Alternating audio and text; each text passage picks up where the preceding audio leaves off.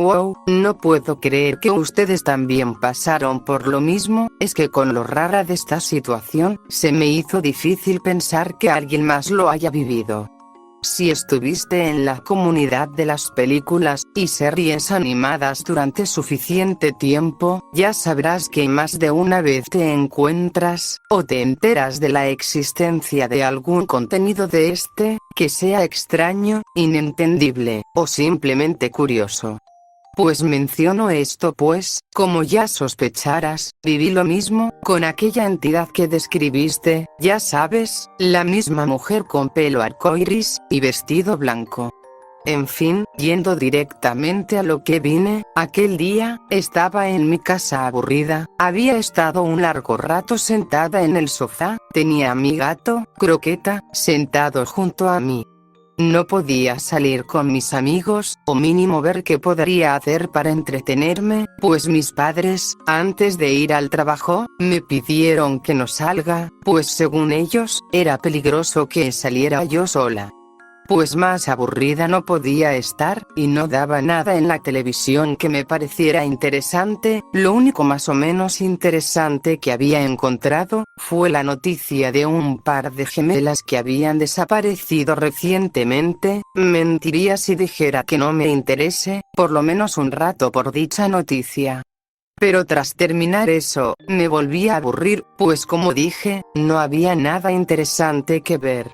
Me paré, dejando a Croqueta en el sofá, lo hice con la intención de ir al cuarto de mis padres, pues ellos tienen algunos discos, normalmente no lo haría, pues lo que contenían eran novelas, películas de ciencia ficción, o cosas románticas, de por sí cosas que no me interesarían, pero ese aburrimiento era tan desesperante que preferiría ver algo de eso, a tener que seguir así.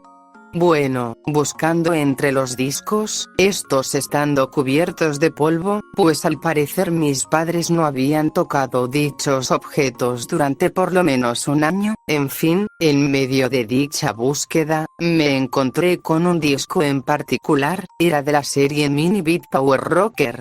Hace mucho que no sabía de dicha serie, recuerdo una época en la que solía verla durante el desayuno, antes de ir a la escuela, aunque, se me hizo raro que mis padres tuvieran dicha serie entre sus discos, pues así como yo no era fanática de ese contenido que ven los adultos, ellos no eran fanáticos de las series para niños. Dudo que hubieran comprado la serie recientemente, pues apenas lo saqué, se veía una capa de polvo en el estuche, haciendo que incluso mis dedos se llenaran de este. Aunque claro, rápidamente dejé mi cuestionamiento, simplemente yendo de vuelta a la sala, puse el disco en la televisión, la encendí, y agarré el control, para luego sentarme junto a mi gato, para así poder ver a gusto la serie. Lo primero que se muestra cuando el televisor se enciende, es el menú de episodios, cosa normal para un disco con compilación de grabaciones. Me pasé casi una hora viendo los episodios, con lo entretenida que me mantuvo la serie, que a primeras no me di cuenta del tiempo que había pasado.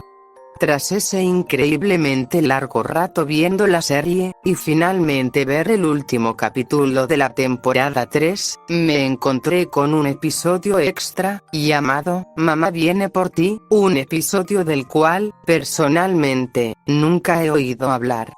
Por mera curiosidad, decidí darle clic al capítulo, sin saber de la sorpresa que me llevaría.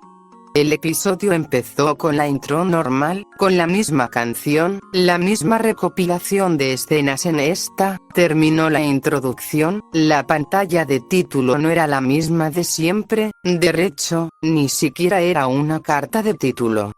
En lugar de eso, apareció una imagen extraña, el fondo era negro, un sólido y solitario fondo negro, sobre el inexistente paisaje, se podía ver la figura femenina y pequeña de una mujer. Ella tenía un perfectamente planchado uniforme de enfermera, aunque claro no tenía el gorro que normalmente llevaría alguien con ese tipo de uniforme. Ella estaba con una expresión de profunda tristeza, uno de sus platinados ojos estaba tapado por su desordenado pelo arcoíris. Lo que hacía más fuera de lugar la imagen, es que de la personaje, tenía una extraña frase, que era, nunca serás mamá.